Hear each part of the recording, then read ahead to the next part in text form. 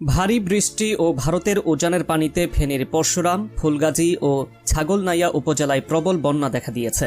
স্মরণকালের ভয়াবহ বন্যায় পরশুরাম, ফুলগাজী ও ছাগলনাইয়ার 1.5 লক্ষাধিক মানুষ পানিবন্দী রয়েছে। বন্যায় একজনের মৃত্যু হয়েছে বলে প্রশাসনের পক্ষ থেকে নিশ্চিত করা হয়েছে। নৌকার অভাব ও পানি তীব্র স্রোতের কারণে উদ্ধার কার্যক্রম পরিচালনা করা যাচ্ছে না।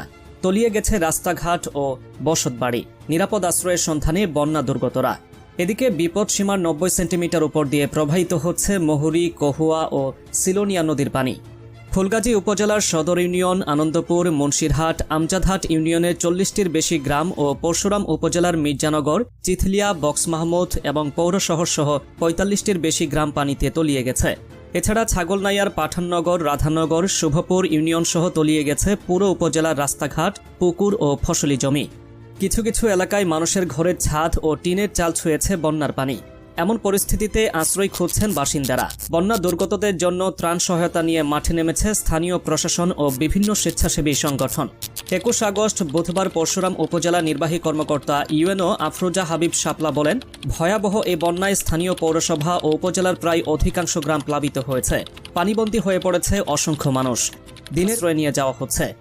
গত কয়েকদিনের ভারী বৃষ্টি ও ভারতের উজানের পানিতে 19 আগস্ট দুপুর থেকে মহুরী, কহুয়া ও সিলোনিয়া নদীর বন্যা নিয়ন্ত্রণ বাঁধের ভাঙন স্থান দিয়ে লোকালয়ে পানি প্রবেশ করতে শুরু করে।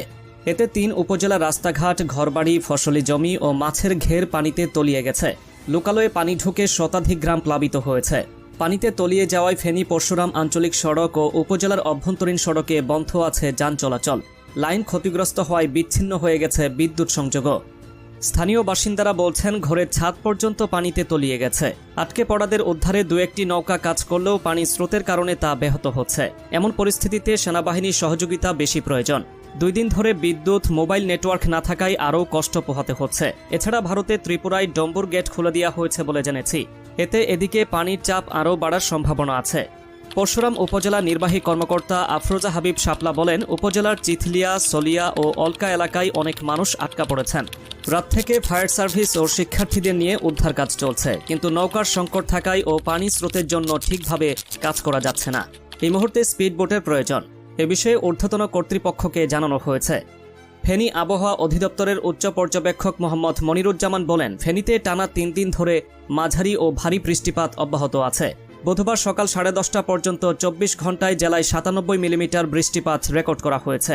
একই সময়ে হুহু করে পানি বাড়ছে কুমিল্লা ও নোয়াখালী অঞ্চলে।